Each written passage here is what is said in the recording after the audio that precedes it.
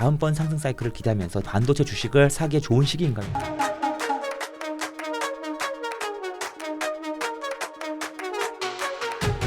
서두르세요. 고정 댓글을 확인하세요. 내년 문화와 소비 또 비즈니스의 흐름 어떻게 흘러갈지도 궁금하지 않으십니까? 라이프 트렌드 2025라는 책을 오늘 한번 같이 읽어보시죠. 이 책의 저자인 날카로운 상상력 연구소 김용섭 소장과 함께합니다. 소장님 안녕하세요. 안녕하세요. 반갑습니다.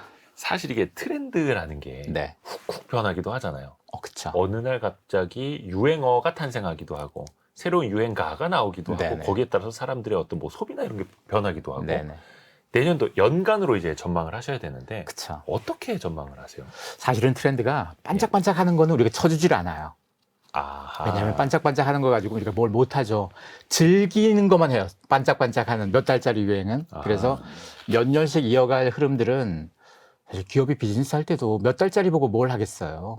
사람들이 진로를 고민할 때도 몇 달짜리 갖고 못 하잖아요. 기본적으로 트렌드는 몇 년의 속성을 가져요.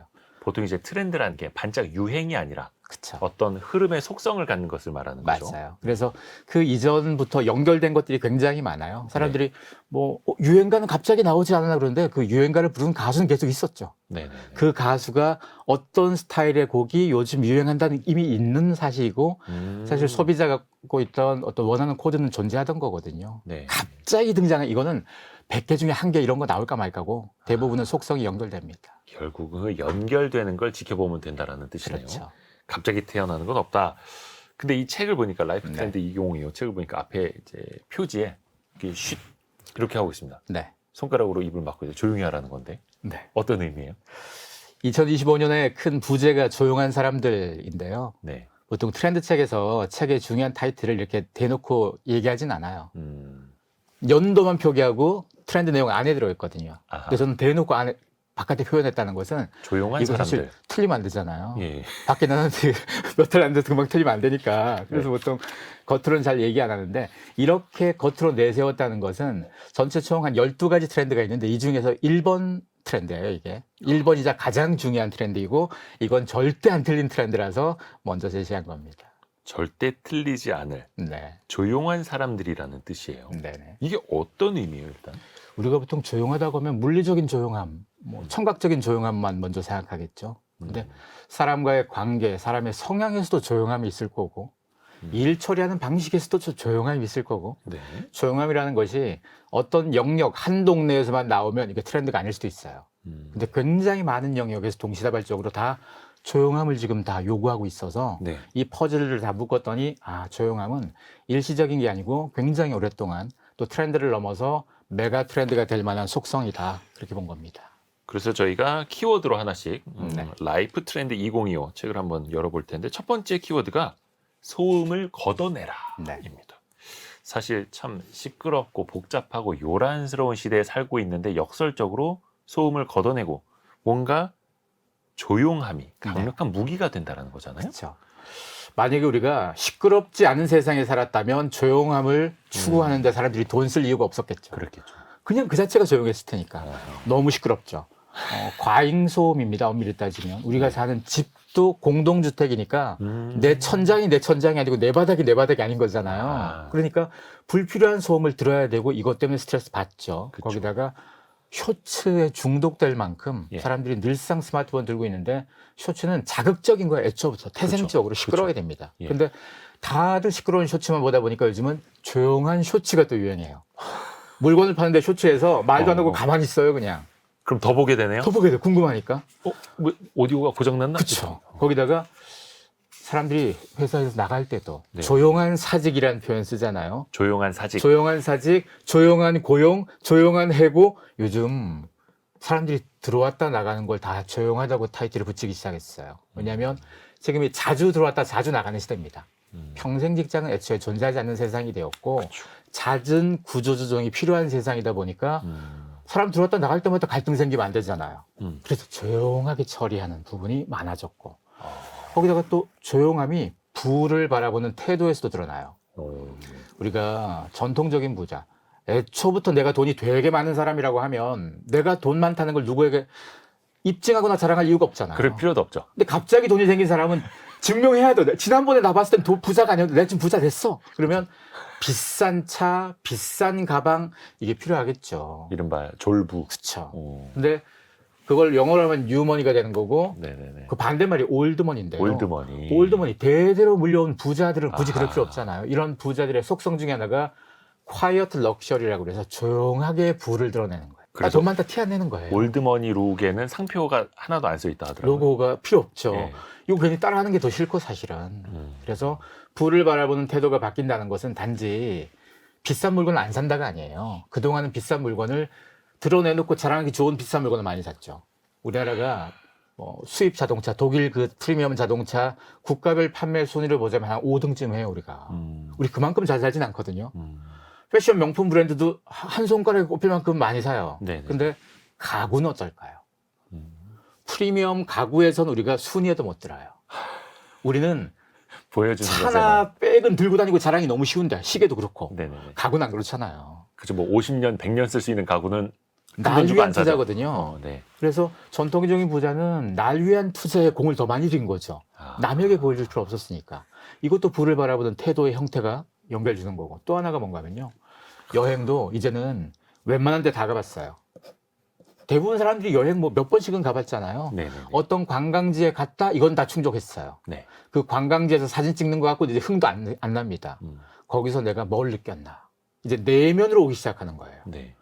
어딜 갔다 단체로 우르르 몰려가는 여행은 자꾸 줄어들고요. 혼자 가는 여행이 늘면서 거기에서 구경 돌아다니는 시간보다 사색하고 내가 여기서 충전도 되고 뭔가 인사이트도 얻어서 이걸 자꾸 중요시 여겨서 이런 걸 조용한 여행이라고 불러요. 아. 이 조용한 여행이 전 세계 여행 산업에서도 중요 상품으로 자꾸 부각되는 중이고 거기다가 우리가 너무 시끄럽게 살다 보니까 조용함을 추구하기 위해서 각종 사운드 테라피, 사운드 힐링, 싱잉볼 이런 거 하는 사람들 있잖아요. 이런 게 점점 늘어나는 것도 우리가 너무 시끄러워서 생긴 일들입니다. 이런 게 다 돈 주고 한 일이잖아요. 그러네요. 돈 주고 조용함을 사는 시대가 되었다는 거죠. 돈을 주고 조용함을 사는 시대. 네. 역설적이면서도 굉장히 뭔가를 이제 허를 찌르는 표현이기도 합니다. 네. 그게 우리 이제 현재 생활이기도 하겠고, 근데 반대로 이제 어떤 내수 측면에서 보면 유통 또 소비 시장에서도 조용한 사람들이 과연 소비를 많이 할까? 물론 이것도 이제 편견일 수도 있겠습니다만 그쵸. 뭔가 시끄럽고 과시하는 거 좋아하고 막 밖으로 많이 다니는 사람들이 더 소비를 많이 하지 않을까 생각할 수 그렇죠. 있거든요. 이제까지 그랬죠. 네. 이제까지 주로 오지랖 넓고 뭐 인맥 많고 시끄러운 사람들이 돈 잘 썼어요. 술도 잘 먹고. 근데 요즘 온라인으로 쇼핑을 해요, 사람들이. 그렇죠. 외식을 덜하고 배달시켜 먹고 예. 그 시장이 점점점 커지는 반면에 직접 나가서 먹는 시장이 자꾸 줄어들고 회사에서도 회식 안 하잖아요, 점점. 혼술은 하거든요. 네네네. 즉 어울려서 이득을 봤던 사람, 외향적인 사람들에게는 상대적으로 기회가 줄어드는 거죠. 회사에서도 과거에는 사내 정치라고 그래서 정치력이 좋은 사람이 능력 좋은 사람보다 위에 갈 수 있었잖아요. 그렇죠. 요즘은 평가 방식, 보상 방식이 자꾸 투명해지면서 능력 위주로 자꾸 가게 되면 능력은 인간관계보다 자기의 고유한 능력인 거니까 조용해도 사실 되는 건 거죠. 거기다가 뉴욕에서 그 지난 2년간 이런 데이터가 있어요. 사람들이 보통 불금불토한다 그러면 저녁 한 8시 때 예약을 해서 네. 술 먹고 하다 보면 아주 밤늦게. 그죠. 그리고 6시 반 타임에 예약하면 아주 밤늦게는 너무 버겁죠. 그때까지 가기엔. 네. 물론 한국인들은 6시 반에 시작해도 밤늦게 가던데 예. 미국 사람들은 안 그런 것 같아요. 그 두 가지 시간대 중에서 8시 타임의 예약률이 더 높았었어요, 원래는. 우리나라는? 미국이. 아, 미국이요? 우리는 어떤 시간대 상관없이 늘 높아요. 근데 미국에서 이 시간대가 바뀌었어요. 6시 반 시간대 예약률이 높아졌어요. 6시 반에 시작하면 9시, 10시면 집에 간다는 얘기거든요. 네네. 근데 우리도 가면 보니까 밤 12시, 1시까지 진짜 잘 안 먹어요. 그렇죠, 이제는. 좀 일찍 집에 갑니다. 네. 술자리도 예전만큼 많지도 않고요. 오히려 한 10시, 11시 돼갖고 한 잔 더 하자라고 하는 사람이 좀 이상하게 보이는 시대가 그쵸. 됐어요. 네. 그래서 과거에는 우리가 인맥, 끈끈이 뭉쳐서 이득을 많이 보고 인맥에서 뭔가 아웃사이더가 되면 손해를 봤어요. 그래서 내향적인 사람이 사회생활에서건 영업할 때건 뭐 다 불리하다고 생각해서 옛날에는 어릴 때부터 애들 웅변학원 같은 거 보내고 막 발표력 시키고 친구 많이 사귀라 친하게 이렇게 했단 말이죠. 맞아요. 근데 이제 바뀐 거예요. 세계적으로 지금 돈 제일 많이 버는 부자들 한번 생각해 보세요. 네. 지금 시대에 돈 제일 많이 버는 사람들은 대부분 다 테크 기업 창업자들이에요. 엔지니어 출신들. 그렇죠. 개발자들이에요, 다. 예. 테크 창업자들이 만약에 그 사람들이 처음 창업할 당시만 해도 뭐 인력도 없었을 테고 돈도 없었을 테니까 온전히 자기가 다 집중해서 할 일인 거죠. 누구 대신 시킬 게 아닌 거죠. 그쵸. 근데 만약에 그런 사람들이 고도의 집중이 필요한 초기 한 몇 년간을 술 좋아하고 친구 좋아해서 밖에 놀러만 다녔다면 언제 개발할 수 있었겠어요. 그래서 실제로 지금 테크 기업의 경영자들, 창업자 출신 경영자들이 한 80% 정도를 내향성이라고 분류를 해요. 지금은 내향적인 사람이 오히려 기회가 더 많은 세상이 돼버린 거죠. 순수하게 능력으로 인정받을 그렇죠. 수 있으니까. 그래서 우리나라도 그렇게 변하고 맞아요. 있고요. 그래서 사람들이 뭐 100% 내향, 100% 외향이 어디 있겠습니까? 섞여 있겠죠. 그쵸. 근데 과거에는 내향은 죽이려고 외향은 키우려고 애를 많이 써왔다면 이젠 그럴 필요 없이 아하. 자기 갖고 있는 고유 능력에 집중하는 시대가 된 게 이게 또 조용한 흐름의 하나의 현상일 수 있죠. 회사 내에서 또 시원시원한 리더가 있는 거랑 조용한 리더가 있는 거랑 또 조직 문화도 많이 다를 것 같아요. 맞습니다. 한 2년간 미국에서 구조조정 굉장히 많이 했어요. 예. 지금도 계속 진행 중이고 한국 사회에서도 올 봄, 여름부터 구조조정 말 자꾸 튀어나오기 시작해서 네. 막 가을부터 좀 심합니다. 내년 더 많아질 거예요. 근데 미국에서 이 빅테크들이 주도하는 구조조정 열풍에서 빅테크의 주요 경영자들이 내향성인 사람들이 많고요. 네. 이 친구 오랫동안 같이 일했는데, 이제까지 정이 어때서, 이래서라도 사실은 정리를 과감하게 못했던 사람들이 있는 반면에, 그 정도 좋지만 합리적 관점으로 따져봤을 때 산업의 판도도 바꾸고 기술도 바뀌고 업이 바뀔 때는 정리를 좀 할 필요가 있겠어요? 라는 선택을 좀 더 냉정하게 하는 사람들이 내향성들이 많았다는 거죠. 아하. 그래서 과거와 달리 리더십의 형태도 바뀌는 거죠. 리더십이 사람들 끌고 다니면서 사람들을 뭐 감동 주는 형태였다면 네. 이제는 감동은 좀 덜 주더라도 합리적인 이득 주는 리더십이 되는 거죠. 더 잘하는 사람에게 더 혜택 많이 주고 못하는 사람에게는 잘할 수 있는 기회를 잡고 뭐 공부시켜주거나 뭔가 동기부여를 만들어주고 이런 게 더 합리적이잖아요. 그러니까 예전에는 진짜 보스 같은 리더십. 야, 나만 믿고 따라와. 그쵸, 너 나랑 그쵸. 평생 간다.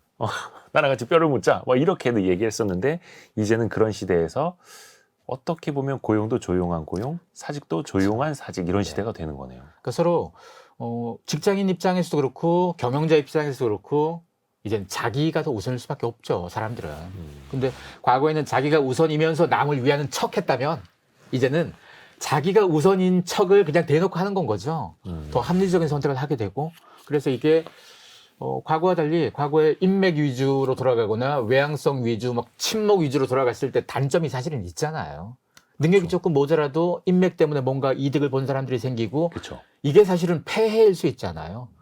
이런 좋은 능력을 부분이 보여줬던 사람이 오히려 역으로 뒤처질 수도 있고. 투명하지 않은 사회였던 거고 이게 조금 조용한 사회가 되면서 이게 부각이 되면서 오히려 그런 투명적인 상황들이 만들어지면 폐해가 줄어들 수도 있겠죠. 뭐 물론 뭐 인맥이 다 폐해가 있다 나쁘다라는 건 아닙니다. 물론 어떤 뭐 영업직이라든지 또 그렇죠. 외부로 뛰어야 하는 맞습니다. 쪽은 또 이제 인맥이 더 중요할 수도 있는 거고요.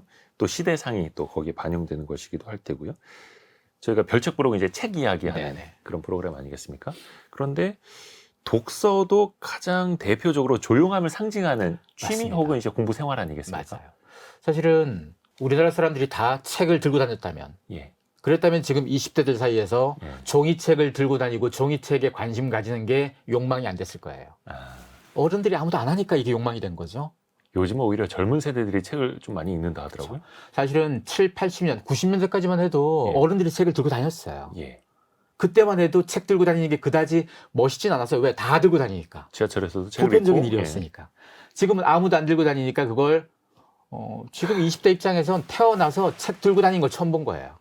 나이가 많은 사람들은 옛날에 들었진데 다 스마트폰이네. 20대는 스마트폰이 득세하는 세상에서 시작했기 때문에 그렇죠.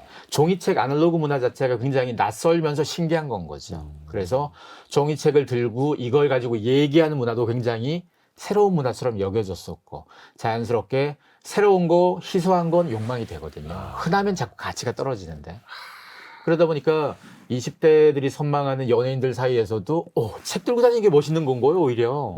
옛날에는 딴 거에 더 멋있었다면 이게 바뀌니까 그들이 어떤 책을 본다, 이게 베스트셀러 영향도 주게 되고 이건 우리나라만 그런 게 아니에요. 사실은 외국에서 먼저 시작된 거예요. 아하. 20대 연예인들이 뭐 한 몇 년 전부터 뭐 영국도 그렇고 뭐 미국도 그렇고 이런 흐름들이 생겨서 우리도 좀 동참한 형태가 되는 거고 책을 바라보는 형태가 단지 책만 읽는다에 끝나지 않아요. 독서 모임이 바뀌었어요. 그렇죠. 독서 모임이 옛날에도 있었죠. 그렇죠. 그렇죠. 뭐 수십 년 전에도 했어요 그런 거. 근데 옛날에 독서 모임은 책을 주인공으로 내세운 게 아니고 책 다 보고 난 다음에 술 먹으러 가요. 기승전 술이었거든요. 친목이었어요. 책이 주인공이 아니고. 네. 근데 지금의 독서 모임은 책이 주인공이에요. 아. 끝나고 집에 가요 그냥. 술 안 먹고요. 그리고 같이 독서 모임 하는 사람들끼리의 친목도 중요하게 생각하진 않아요. 과거 사람들은 같이 있는 멤버 중에 이 사람 직업이 되게 좋거나 돈 많은 사람이거나 그러면 친해서 나에게 뭔가 이득이 있을까를 따졌죠. 내가 나중에 뭐 하나 팔아야 될 건가? 근데 그게 아니고 책 모임에서는 책만 보러 온 거기 때문에 상대방이 뭐 재벌 회장 아무 상관없어요. 그냥 나는 이 책에 대해서 같이 토론하고 그 즐거움만 찾겠다는 건 거죠. 이게 사실 다른 태도가 되는 거죠. 그러네요. 책을 이제 접하는 그런 문화적인 인식도 바뀌어가고 있고 그렇죠. 다음 키워드를 들으시면은 또 이제 그런 의외의 생각이 생길 수도 있을 것 같습니다. 키워드가 자발적 고립주의자입니다. 네네. 자발적으로 고립해 나가고 있다? 이걸 어떻게 생각을 해야 될지 모르겠는데 대표적으로 쇼펜하우어 관련 서적이 뭐 작년부터 열풍이 불었습니다. 네. 올해 초부터 특히 이제 열풍이 불었죠. 베스트셀러에 많이 오르기도 했었고, 근데 쇼펜하우어의 어떤 사상이 약간은 이제 자발적 고립주의자랑 또 비슷하다고 볼 수 있겠죠. 그렇죠. 쇼펜하우어라는 사람 자체가 고립주의자였죠. 네. 처음에는 사람들하고 어울려서 일도 했고 학교에도 있었어요. 근데 그 관계 속에서 발생하는 파벌 싸움부터 막 불필요한 갈등이라던가 이런 걸 이 사람이 못 견디기도 했고 이런 게 너무 혐오스럽다는 거예요. 그래서 평생 어떤 단체에도 소속되지 않고 독립적으로 연구를 하면서 평생 산 건 거죠. 네. 자기의 사상이나 자기의 삶 다 마찬가지 고립되면서 고립이라는 것 자체가 과거의 사람들의 시각, 집단주의에서의 고립은 부정적인 느낌이었죠. 네. 비주류처럼 보여서. 그쵸. 근데 개인주의가 보편화된 세상에서의 고립이라는 것은 강제로 고립당한 게 아니고 내가 고립 스스로를 원했어. 나는 세상에서 불필요한 잡음 겪지 않고 내 연구를 집중하기 위해서 나는 친구, 술 필요 없어. 나는 내 연구할래. 이게 사실은 지금 시대에 어울리는 화두일 수도 있어요. 그래서 이렇게 스스로 고립의 세계에서 연구를 했기 때문에 지금 전 세계에서 뭐 문학도 그렇고 철학도 그렇고 뭐 수많은 사상에서 쇼펜하우어에서 영향받은 학자들이 굉장히 많고 그게 다 영향해서 여기까지 온 거거든요. 그래서 엄밀히 보면 지금 시대 뭐 20대, 30대 아니면 40, 50대도 마찬가지인데 우리가 남에게 뭔가 좀 좋은 사람인 척 하려고 애쓰기도 했고 남하고 어울리려고 싫은 자리에 자꾸 갔어야 됐었고 그렇죠. 이러느라고 스트레스 받고 뭐 이러느니 내 시간 버리느니 그냥 난 나한테 집중할래. 내가 남이 아닌 나로서 온전히 살아볼래. 이런 사람들이 사실은 자발적 고립주의자가 되는 거고 방송 프로그램에서도 십몇 년간 계속 인기가 있는 방송 중에 하나가 나는 자연인이다 이런 프로그램이 있잖아. 이거 처음에 나올 때 사람들이 이렇게 길게 갈 줄 아무도 몰랐죠. 저걸 누가 봐? 몇 달 하다가 말 정도라고 생각했는데 지금 십몇 년 가고 있잖아요. 엄청 인기죠. 그렇죠. 그건 그 당시 처음 나왔을 때만 해도 나 혼자 뭐 자연 속에서 비주류구나. 사회에서 망해서 갔구나. 이렇게만 사람들이 생각했는데 네. 알고 봤더니 우리 세상이 사람하고 스트레스 받는 사람이 너무 많아서 그냥 나 혼자 뭔가 좀 편하게 집중해서 행복하게 사는 길이 있구나. 이쪽에 관심이 자꾸 생겨요. 그리고 그 프로그램의 가장 주된 시청자가 보니까 40, 50대가 많더라고요. 40, 50대라면 사회생활도 많이 하시고 이미 스트레스 오랫동안 많이 겪어본 사람들이죠. 그쵸. 그래서 살아봤더니 이런 거 스트레스 받으면서 이럴 필요가 없었네를 겪는 사람들이잖아요. 예. 그리고 이게 자연스럽게 20, 30대에도 연결되고 나 혼자 산다라는 프로그램도 마찬가지죠. 그것도 처음 나왔을 때 비주류라고 봤다는 건 거죠. 근데 지금은 한때 주류의 흐름이 되기도 했고 더 이상 혼자 살건 둘이 살건의 구분점이 없는 거죠. 삶의 방식에 있어서의 어떤 형태로만 보는 거라서 사람들이 더 이상 누구하고 함께 있어야지 온전해진다가 아니고 나 혼자 자체가 온전한 개인이다. 내가 살아가는 인생 내가 주인공으로서 살고 내가 온전히 잘 살아야지 누군가 있어도 같이 잘 사는 건 거고 내가 혼자 못 살아서 누군가 필요한 게 아니라는 거죠. 그래서 이런 태도가 많아지는 건 사실은 자발적 고립주의자가 많아진다고 해서 이걸 부정적으로 볼 수가 없는 게요. 그냥 내가 원치 않는데 고립주의자가 된 거와 다른 거거든요. 이거는. 내가 필요할 때 집중하기 위해서 고립을 선택했다는 얘기는 이런 사람들은 사실은 일도 잘할 수 있고 관계에 있어서도 문제를 풀 수가 있어서 필요하면 다시 연결될 수 있다는 얘기입니다. 그러네요. 이게 집단주의, 관계주의 속에서의 고립과 개인주의 속에서의 고립은 확실히 다른 거네요. 그렇죠. 완전히 다른 거고. 물론 이제 개인주의라는 게 이기주의랑 완전히 다른 개념이긴 합니다만 그렇죠. 일각에서는 또 그런 걱정이 나올 수도 있어요. 너무 개인주의 성향인 사람들이 많아지면 어떤 사회적인 연대감이나 결속력이나 이런 게 좀 약화되지 않을까? 그렇죠. 이런 우려를 하는 사람들이 예. 있는데 반대 얘기를 하나 해드릴 건데요. 전 세계에서 투명성 지수, 네. 그 부패가 가장 적은 나라를 꼽으면요. 대부분 북유럽이 많아요. 북유럽이 늘 상위권에 있어요. 북유럽 개인 지수가 가장 높은 데가 북유럽. 맞아요. 1인 가구 비율이 보통 한 40% 50% 되는 데가 그 동네고요. 자기를 위해서 사는 사람이에요. 엄밀히 따지면. 근데 놀랍게도 복지도 제일 잘 된 나라죠. 자기를 위해서 살지만 내가 잘 보호받기 위해서라도 세금은 잘 내야 되는 거예요. 세금을 잘 내서 이 세금으로 사회적 약자 소외계층 지금 도와줘야 되는 건 거고요. 어찌 보면 우리가 굉장히 집단주의적 문화가 많은 나라 중에 하나인데 우리는 또 모두를 위해서 세금을 내서 이런 것도 부정적으로 본 사람 되게 싫어하죠. 많거든요. 그래서 과연 집단주의적 사고에 있는 사람들 입장에서 개인주의적 사고가 늘어나는 게 부정적으로 볼 수 있는 일인지 아니면 개인주의적 사고가 오히려 팽배한 나라에서 복지도 그렇고 투명성도 높다 이건 한번 생각해 볼 일인 겁니다. 물론 뭐 자원이라든지 각 정부의 뭐 어떤 재정적 상황 이건 다 다를 수는 있겠습니다만 결국은 개인주의가 모여서 결국 내가 잘 되려면 세금을 잘 내야 해. 이렇게 또 인식이 쌓일 수가 있는 거고요. 그렇죠. 그 사람들이 오해하는 게 나만 잘 돼야 돼가 아니잖아요. 나만이 아니라. 내가 잘 되려면 공동체가 같이 다 잘 돼야 나도 잘 되는 거거든요. 우리 집이 잘 돼야 옆집도 그렇고 다 이 아파트가 있으면 모든 집이 다 해피하려면 서로서로 웃어야 되는 건데 나만 이러면 안 되거든요. 근데 안타까운 건 한국 사회가 굉장히 집단 문화 공동체를 강조하는 다른 어떤 나라보다 강조하면서도 나만 잘 살면 돼라는 메시지가 굉장히 강하다는 거예요. 그래서 이게 겉과 속이 굉장히 다른 태도라서 겉으로는 집단 우리라고 하지만 속으로는 나만 이러니까 아픈 부분이기도 그렇죠. 합니다. 그래서 나만이 아니라 내가 혹은 내가 먼저 이렇게 되는 거고요.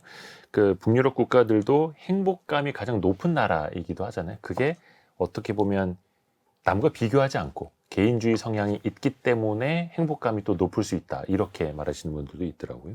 근데 어찌됐든 간에 자발적인 고립주의자라면 약간은 또 어떻게 보면 이제 사회적인 관계를 신경 안 쓸 수도 없을 테고 현실적으로 네네. 물론 이제 앞에서도 다시 현실 속으로 돌아올 수 있다라고 말씀을 해주셨는데 자신을 좀 건강하게 지키는 방법이 있다면 이것도 좀 알려주세요. 그리고 사실은 과거와 가장 크게 달라진 게 과거에는 사람들과 연결되지 않으면 일도 못했고요.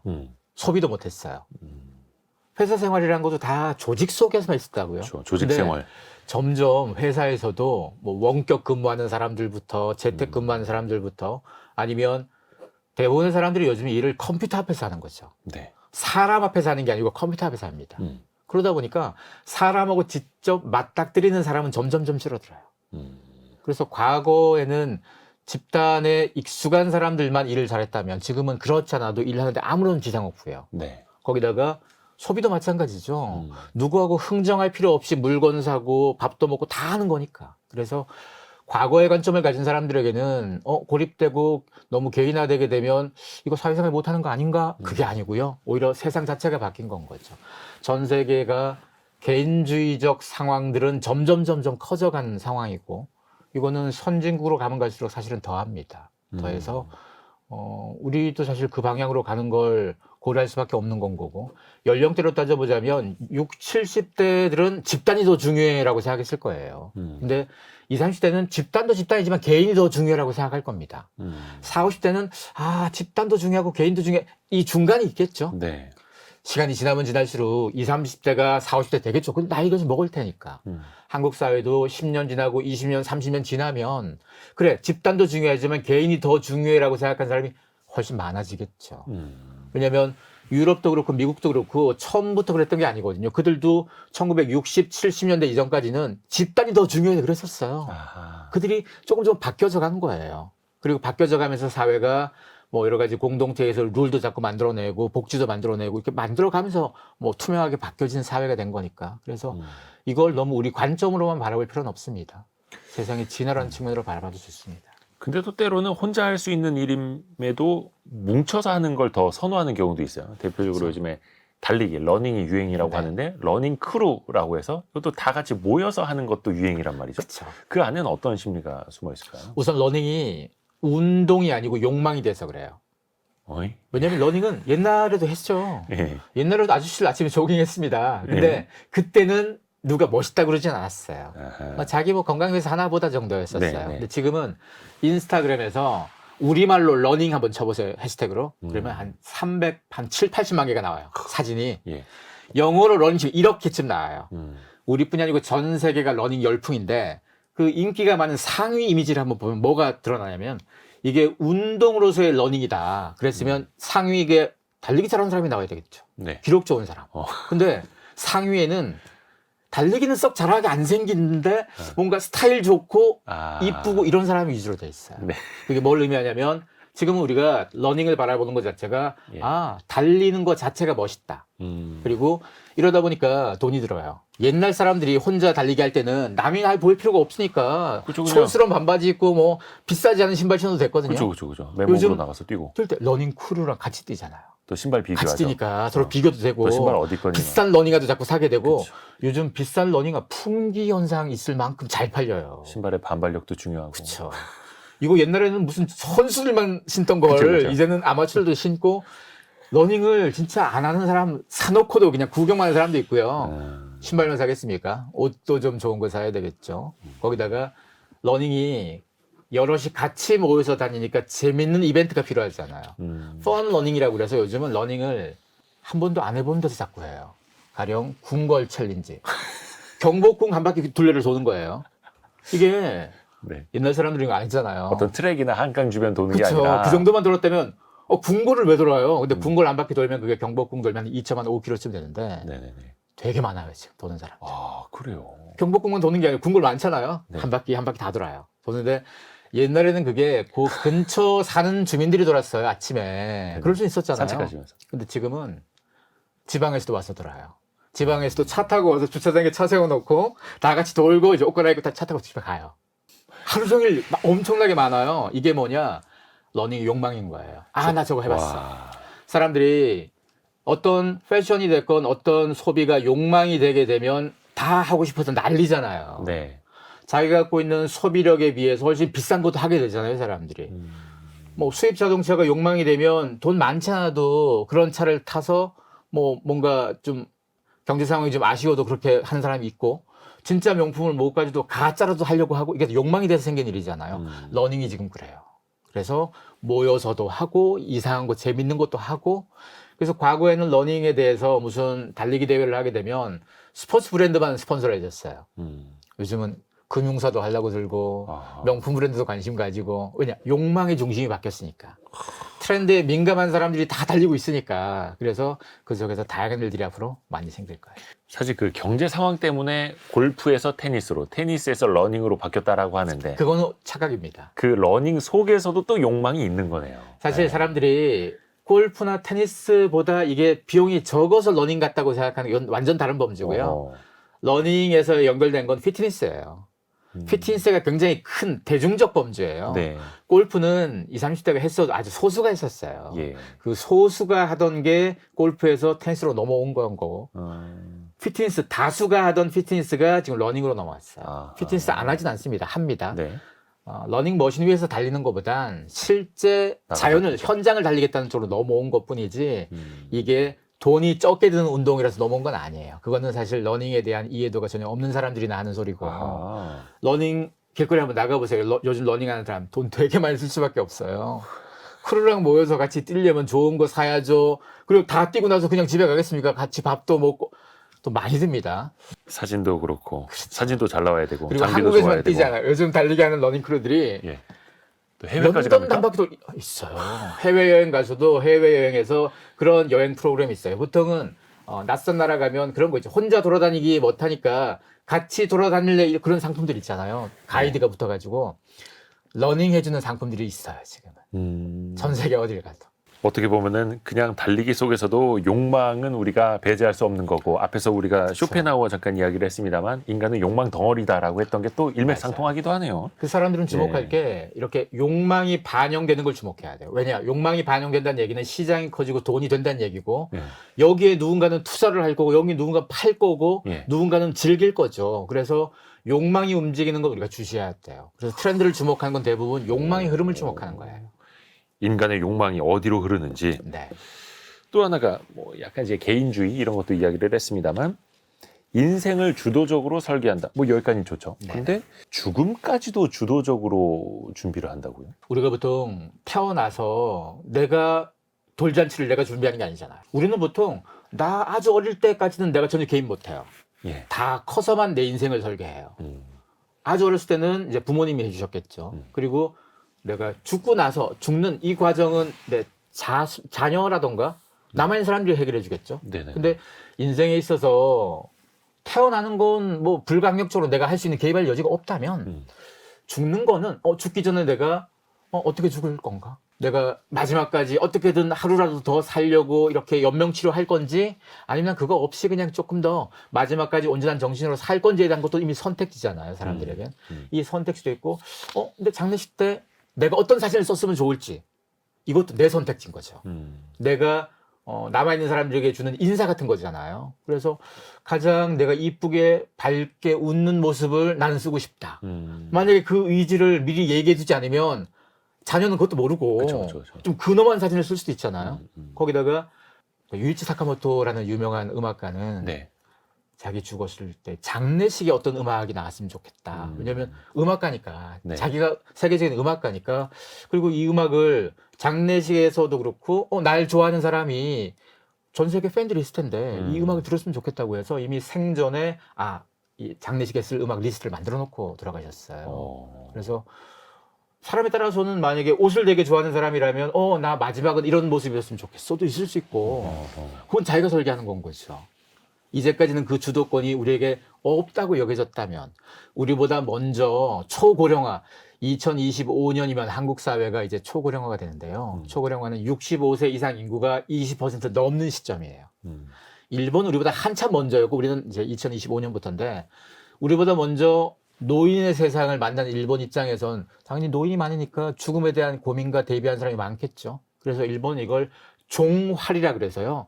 좀 마치는 활동이 되는 거죠. 아하. 이걸 본인이 설계를 하는 건 거예요. 왜냐하면 내가 죽고 난 다음에 내 후손들이 날 계속 돌봐줄 수 있을까? 그냥 묘에 모시면 주기적으로 뭔가 잔디도 갖고 해야 될 텐데 과연 그럴까? 이게 내 후손들에게 뭔가 부담 주는 건 아닐까? 그래서 그걸 자기가 미리 묘 필요 없고 나는 납골에 넣겠다? 이걸 자기가 설계해서 자기가 돈 내고 가는 사람도 생기고요. 그리고 그럼 납골도 내 옆칸을 이제 아는 사람이 같이 있으면 좋겠다. 그렇게 해서 이걸 일종의 묘지 친구라고도 부르는데요, 일본에서는. 왜냐면 돌아가기 전에 이왕이면 같은 묘 섹터에 아는 사람끼리 들어갔으면 좋겠다도 있을 수 있잖아요. 왜냐면 가족들은 보통 그 가족의 묘가 아버지 돌아가시면 그 옆에 어머니가 있고 네, 그 옆에는 할머니 있잖아요. 가정묘를 이렇게 조성할 때는 그런 것처럼 내가 맘 맞는 친구들하고 어울려서 그렇게 마지막을 함께해도 되지 않을까 이런 설계할 수도 있잖아요. 야. 이게 다양하게 발달되면서 노인 요양시설. 요양시설은 상대적으로 이제 마지막을 준비할 사람들이 더 많이 있을 나이대잖아요. 그런 쪽에서 연결도 시켜주는 건 거죠. 그런 사람들을 서로 뭐 마지막 같이 있을 사람들 이렇게 해서 그런 프로그램들이 훨씬 발달돼 있어요, 일본이. 근데 이런 문화가 한국 사회도 서서히 이제 관심을 좀 갖기 시작하는 건 거고 적어도 내 마지막을 내가 의도한 대로 보여주고 싶은 거죠. 네네. 내 멋진 모습으로. 그런 사람들은 늘어나는 건 중요한 흐름이라고 봐요. 장례 문화 자체도 진짜 우리의 문화에 발맞춰서 같이 변하고 있는 거네요. 그렇죠. 저는 얼마 전에 진짜 놀란 게 그 칠곡 할매 래퍼 그룹, 네. 칠곡 할매 네네. 래퍼 그룹 이분들이 같이 이제 힙합하고 랩을 배우시던 할머니예요. 네. 한 분이 돌아가시니까 그 빈소에서 춤추고 랩하면서 공연을 하시더라고요. 그렇죠. 깜짝 놀랐습니다. 맞아요. 그러니까 옛날에 한국 사람들의 정서로는 이해가 안 되는 거죠. 왜 거기서 이렇게 근엄하고 좀 슬픈 같이 곡하고 게 있어야 왜 그럴 되는데. 거냐. 근데 엄밀히 따져보면 돌아가신 분을 가장 위하는 걸 뭘 할 건가 이게 사실 중요한 화두가 돼버린 거죠. 그분이 좋아할 만한 거. 그렇죠. 왜냐하면 우리 사회 전체가 그동안 지켜왔던 룰이 아니고 가장 중요한 주인공이잖아요, 그분이 사실은. 그래서 이게 바뀐 것도 우리 사회가 집단 중심에서 개인 중심으로 넘어오는 현상이라고 볼 수 있어요. 장례식장 곡소리가 랩소리로 바뀌는 거네요. 다음 키워드도 열어볼게요. AI가 쏘아 올린 공입니다. 사실 네. 트렌드 얘기할 때 AI가 요즘에 빠지질 않으니까요. 근데 자발적 고립주의자 이야기를 했고 또 개인주의도 이야기를 했는데 이게 그럼 어떻게 보면 1인 기업이 더 성장할 수 있는 그런 토대가 될 수도 있을까요? 맞습니다. AI가 우리에게 일상적으로 들어오기 전에 한 10여 년 전에 증강인류라는 말이 한번 유행한 적이 있었어요. 증강인류. 증강인류가 우리가 보통 지식을 머릿속에 담고 있잖아요. 네. 근데 스마트폰을 갖고 있고 검색을 잘 할 수 있고 인터넷을 잘 쓸 수 있으면 내 머릿속에 없는 것도 순간 알아낼 수 있잖아요. 그래서 능력이 증강된다고 해서 증강인류라고 했었는데 10여 년 전에 비하면 지금은 AI 도구들이 훨씬 더 지능적이니까 예. 증강인류가 되겠죠, 지금은. 예. 강증강. 그러니까 창업을 할 때도요, 예. 무조건 여러 가지 역할이 필요하니까 여러 사람이 필요했겠죠. 네. 여러 사람을 데리고 오려면 방법은 두 가지입니다. 지분을 주거나 월급을 주거나. 예. 월급 많이 근데 주거나. 초반에 창업한 사람이 둘 다 아쉽죠. 월급 돈도 없고. 근데 만약에 여러 가지 AI 도구를 써서 그 역할을 대신한다. 회계가 필요하다. 내가 직접 AI 도구를 써서 한다. 코딩이 필요하다. AI 도구를 써서 한다. 이러면 창업자 한 명이 나머지 사람을 쓰지 않고 나머지를 AI 도구 여러 개를 가지고 쓰면 아하. 1인 창업이 수월해지고 이렇게 되면 들어간 돈이 없잖아요. 네. 사람 안 써. 지분도 그대로 지킬 수 있는 거고. 들어간 돈이 없으니까 망해도 설령 리스크가 크지 않은 건 거죠. 나 혼자 시간을 들어간 거니까. 그러니까 한번 내가 도전해 볼까? 이런 마음 먹기가 훨씬 수월해진 거죠. 예전에는 내 동료를 못 구해서라도 나 혼자는 못 하니까 동료가 필요해서라도 엄두를 못 내던 사람들이 있었어요. 근데 지금은 그게 바뀐 건 거죠. 그래서 이렇게 혼자 창업하는 이런 사람들을 솔로프러너라고 얘기하는데요. 1인 기업가. 솔로프러너가 혼자 해서 그러면 얼마나 벌 거냐. 사람들이 생각하는 거, 혼자 해봤자 몇 푼 벌겠어? 직장 생활이 훨씬 낫지? 그러는데요. 어떤 개발자가 혼자 게임을 만든 거예요. 게임을 만들 때는 뭐 게임 누군가는 그래픽도 그려야 될 거고 누군가는 스토리도 짜야 될 거고 누군가는 코딩도 많잖아. 여러 역할이 필요하잖아. 이걸 네. 혼자 한 거예요. 오래 걸리겠죠. 몇 년 동안 게임을 만들어서 런칭을 하고 몇 년 동안 누적 수익이 한 1억 5천만 달러 정도 번 사람도 있고요. 게임 만들어서 큰 회사에 판 사람, 소프트웨어 만들어서 판 사람, 뭐 몇백억씩 번 사람도 있고요. 지금 혼자 해가지고 뭐 몇백억 많아요. 셀 수 없이 많습니다. 그게 또 가능하다, 기술적으로도. 충분히 가능하고. 거기다가 지금 어떤 얘기까지 나왔냐면 원펄슨 유니콘이라고요. 유니콘 기업은 그 주식시장에 들어가기 전 기업인데 기업 가치가 10억 달러니까 조 단위가 넘는 기업이죠. 그쵸. 조 단위 넘는 기업 만드는 게 쉽지 않잖아요. 아유, 근데 그걸 원펄슨 혼자서 해서 조 단위의 기업 가치가 가능하다고 본 거예요, 지금은. 그런 시대다. 샘 알트만이라는 사람은 유명한 CEO죠, 샘 알트만이. 네. 그 사람이 AI 중에서는 제일 또 앞서 있는 그런 사람 중에 하나인데 자기 친구들하고 내기 중에 하나가 원펄슨 유니콘이 언제 나올까를 내기하고 있대요. 나오는 건 기정사실인데 언제냐 시기를 가지고 내기하고 있대요. 왜냐하면 10펄슨 유니콘, 그러니까 10명이 유니콘 만든 거 이미 10년 전에 됐어요. 예. 인스타그램이 그랬잖아요. 네. 13명이서 조 단위를 만들었으니까. 이미 우리 사회는 한 명이서 1,000억, 2,000억은 가능한 세상이에요. 한 명이서 조 엄청 큰 얘기처럼 보여도 가능해지는 세상이 돌아오는 거잖아요. 이런 세상이 되면 누가 가장 불안할 거냐? 기업의 인사관리 판대가 제일 불안하죠. 대기업에서도 사실은 유능한 사람이 유능하지 않은 사람에 비해서 성과나 이 가치가 1배, 2배가 아니고요. 100배, 200배라고 그러거든요. 대표적으로 스티브 잡스 같은 사람이 그런 얘기를 했어요. 성과가 뛰어난 사람, 이런 사람들을 압도적으로 밀어줘야 된다. 그렇죠. 연봉을 엄청 주더라도. 왜냐하면 똑같은 퍼포먼스가 아닌 거니까. 근데 대기업에서 오랫동안 일한 사람들 중에서 능력이 탁월한 사람들, 이런 사람들이 창업 시장에 뛰어들기 굉장히 좋은 환경들이 자꾸 만들어지는 거죠. 그러면 월급 받아서 굉장히 돈을 설령 많이 받는다고 쳐도 나가서 만들어낼 기회에 비해서는 그게 좀 적을 수도 있잖아. 이걸 선택한 사람들 꽤 많아요. 그리고 20년 전쯤에 닷컴 버블 그때 한창 할 때 그때도 전 세계에서 큰 기업에서 많이 나왔어요, 사람들이. 미래를 투자하려고 막 나왔다가 실패를 엄청 많이 했는데 20년 전과 지금은 상황이 달라요. 그래서 기업은 인재를 어떻게 지킬 건가에 대한 게임이 지금 시작된 거예요. 인재를 잘 지키기 위해서라도 유능한 인재에게 파격적 보상을 해줄 수밖에 없어요. 그러네요. 유능한 인재는 혼자 뭔가를 또 하고 있을 수 있겠고. 그쵸. 아, 참 이게 또 윤호는 이제는 아이러니하기도 합니다. 혼자서도 잘하고 같이도 잘하고 하니까. 맞습니다. 약간 직업에서 직무 중심으로 바뀔 것이다라고 전망하신 것도 그런 맥락에서 맞습니다. 우리가 보통 직업이라는 것은 여러 가지 직무를 연결시킨 종합 세트 같은 거예요. 예. 우리가 보통 출근해서 아침에 뭐 보고서도 쓰고 상사와 뭐도 하고 회의도 하고 기획안 이 모든 것들이 여러 가지잖아요. 직무 자체는. 네. 이걸 하나하나 쪼개가지고 일부의 직무는 대체가 가능하죠. AI가. 가령 3시간 동안 뭔가를 내가 작성했던 보고서를 작성했던 걸 AI를 활용해서 1시간 만에 쓸 수 있다면 2시간만큼이 남잖아요. 네. 그러면 이 똑같은 직무를 하는 사람들이 그만큼 많이 필요할까? 그러지 않을 수 있잖아요. 그래서 직업 자체가 바뀌는 건 시간이 걸릴 거예요. 인류는 그동안 직업 중심으로 사람을 고용해 왔어요. 수천 년간. 근데 직무 단위로 이제 쪼개지기 시작하면 이 흐름들이 금방 바뀔 텐데 직업 중심에서 직무 중심으로 바뀌게 되면 단기 고용이 훨씬 원활해질 수 있고 단기 고용하게 되면 이제 정규직 이 개념도 조금 희석될 수 있고 이미 아르바이트 시장, 뭐 프리랜서 시장에서 영향이 많이 왔어요. 그쪽 시장에선 AI가 대체가 점점 잘 되는 업은 점점 단가가 떨어져요. 단가도 떨어지고 반대로 고유의 사람 역할이 더 많이 필요한 건 단가가 올라가요. 이건 앞으로도 계속 그 영향으로 갈 거라서 사람을 고용할 때 방식 자체가 좀 바뀌어지면 지금은 종합 세트 같은 사람이 필요하니까 이거저거 두루두루 잘하는 사람을 자꾸 뽑으려고 들었어요. 스펙이라는 게 보통 그런 데서 나오는 거잖아요.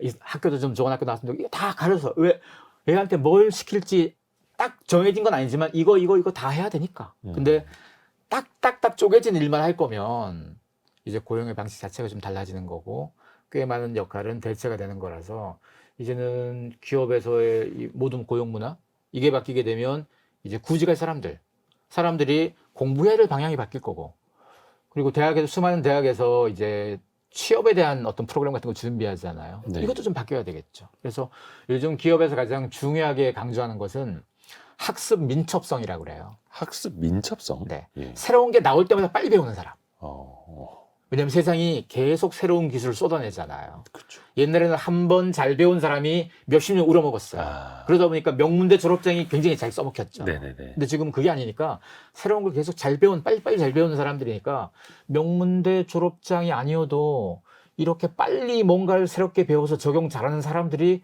기업에서 생각하는 더 인재가 될 수 있다는 거죠. 학습 민첩성. 어떻게 보면 이 때문에 특히 이제 AI 시대가 되면서 학벌도 깨질 수 있다고 보시고. 그렇죠. 이미 많이 깨지고 있는 중이기도 하고 테크 기업에선 이미 뭐 미국의 주요 테크 기업에선 고용을 할 때 그 이력서 사항에서 그 기재 사항이 자꾸 빠져요. 어느 학교 나올지 모를 수 있는 거예요. 뽑아놓고 나서 그 학교 나와서 아는 건 거지 뽑을 때는 참고 사항이 아닌 건 거죠. 근데 어느 학교 나왔느냐보다 전에 직장에서 뭘 했느냐, 뭘 전전 했는지도 직장에서 그렇고 뭘 지금 경험했느냐. 어떤 직무를 할 수 있고 그리고 옛날에는 그러면 면접이나 뭐 서류만 갖고 뽑았다면 요즘은 실제로 그 직무를 테스트해보는 시간들이 많아져요. 그렇더라고요.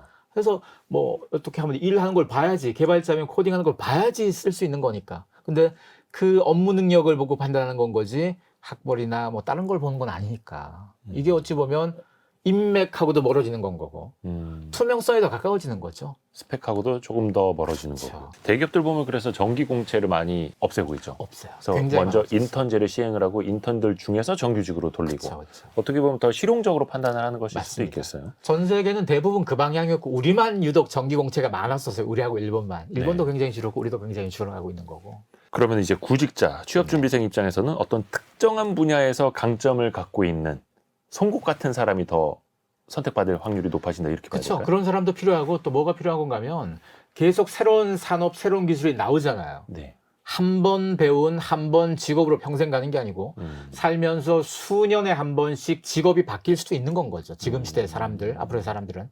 그래서 어떤 분야건 계속 내가 좋아해야지. 관심 있고 좋아하는 거야지. 계속 새로 배우라고 그래도 배울 수 있는 동기부여가 생기는 건 거지. 네. 나는 관심 없고 재미없는데 엄마가 이거 좋다고 그래서 가면 새로운 거 배울 때마다 힘들 거 아니에요.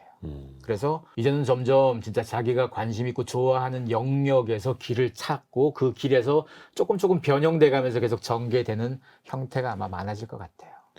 그래서 학습 민첩성. 네.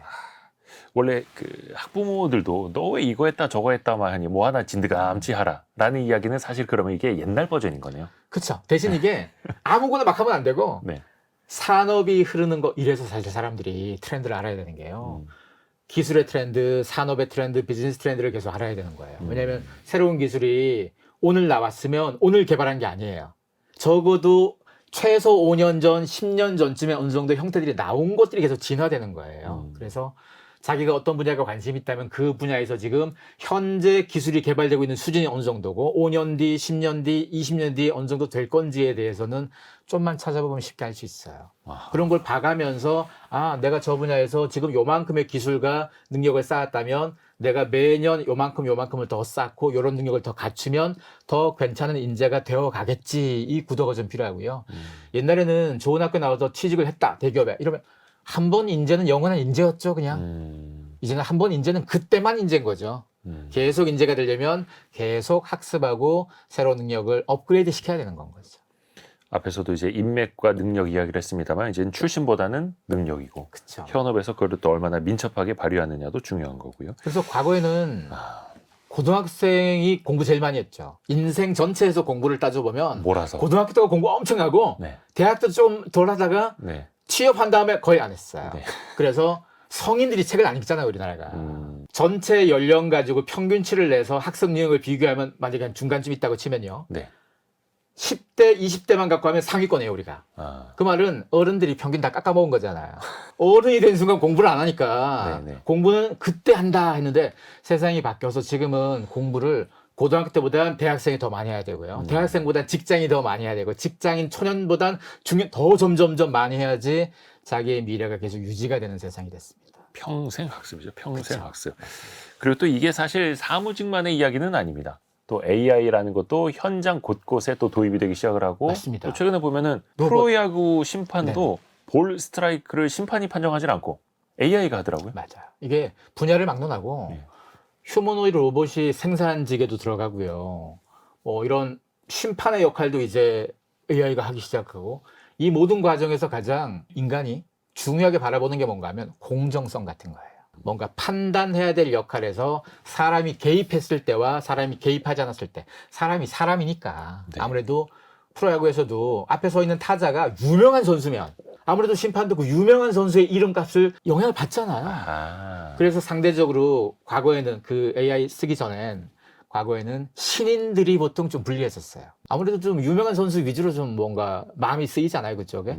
근데 그걸 도입하고 난 다음부터는 신인인데 잘하는 선수들이 자꾸 부각되고 아주 베테랑인데 성적이 조금 떨어지기도 하고 실제로 좋은 안에 들어왔다 안 왔다 이것만 판단하는 거죠. 근데 미세하게 걸리는 이런 거 과거에는 포수가 프레이밍만 잘 해도 되고 또 그 포수가 또 유명한 포수다 그러면 얘가 알아서 잘했겠지 할 수 있고 심판이. 네. 근데 그게 다 배제되고 오로지 룰만 따지게 되는 거죠. 이게 어찌 보면 또 공정할 수 있는 거죠. 그렇죠, 그렇죠. 사람에 따라서 뭐 유도리도 없어 그럴 텐데 일본말. 그걸 예. 그렇죠. 이 융통성이 없는데 융통성도 네. 다른 걸로 표현하자면 누군가의 편법이잖아요. 그렇죠, 사실은. 그렇죠. 누군가의 기회를 또 이제 빼앗는 것일 수도 할수 있겠고. 있으니까. 그래서 기계가 주는 우리는 단점도 분명히 있습니다. 우리 일자리를 뺏어갈 수 있어요. 근데 엄밀히 따지면 기계 자체가 온전히 뺏어간다기보다 저런 기계를 잘 쓰는 사람과 못 쓰는 사람의 차이가 되는 건 거고. 그러네요. 그리고 인류가 진화하면서 만들어 놓은 거기 때문에 이걸 우린 받아들이기 싫어 이러기도 쉽지 않고 이미 우리가 스마트폰이라든가 컴퓨터를 이미 받아들였잖아요. 그거 이전에도 그거 못 쓰는 사람들이 많이 사라졌거든요, 사실은. 어떻게 보면 이제 사회에서도 그렇고 산업에서도 그렇고 융통성보다는 공정성에 더 무게를 두는 맞습니다. 그런 흐름일 수도 있겠네요. 그 일자리의 변화가 또 이렇게 AI가 도입되면서 일자리가 변화하는 것이 부동산이라든지 상권에도 또 영향을 미칠 맞아요. 거라고 보셨어요. 미국이 지금 오피스, 상업용 오피스 공실률이 역대 최대입니다. 그쵸. 거의 20%쯤 왔거든요. 예. 샌프란시스코가 IT급이 되게 많죠. 샌프란시스코 지역은 거의 한 38%까지 왔어요. 공실률이. 이게 5년 전이 한 3%대였으니까 말도 안 되게 높아진 거죠. 왜 이러냐? 빅테크들이 중심이 되어서 구조조정을 많이 했어요.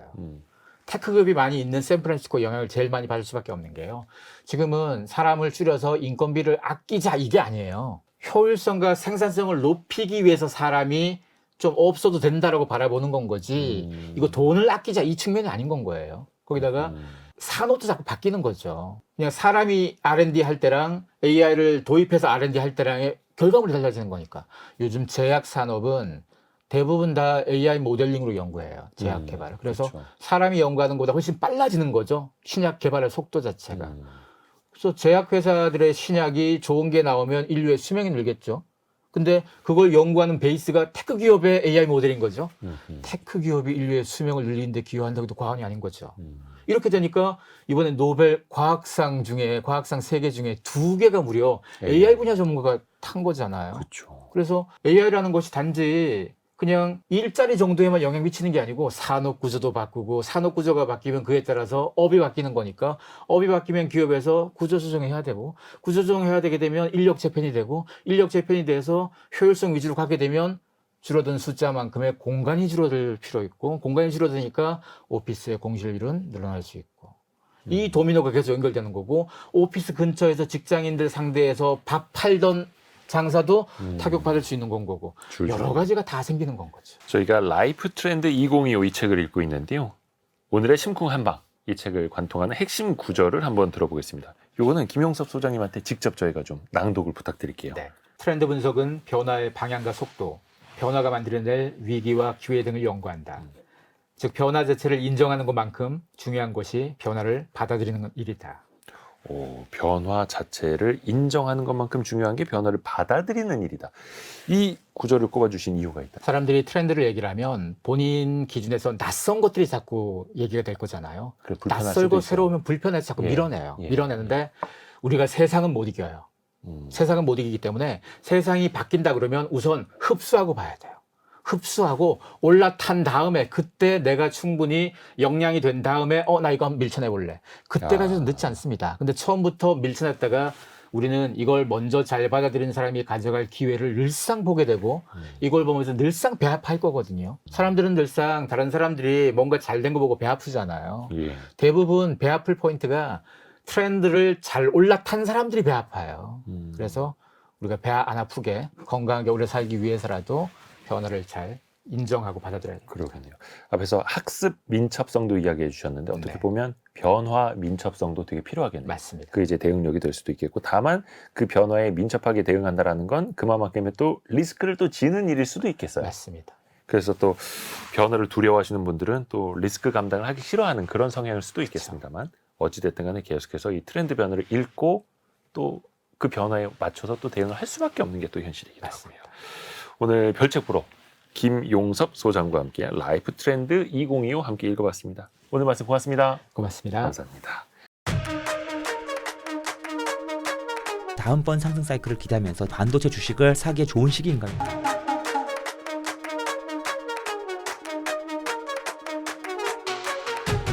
서두르세요. 고정 댓글을 확인하세요.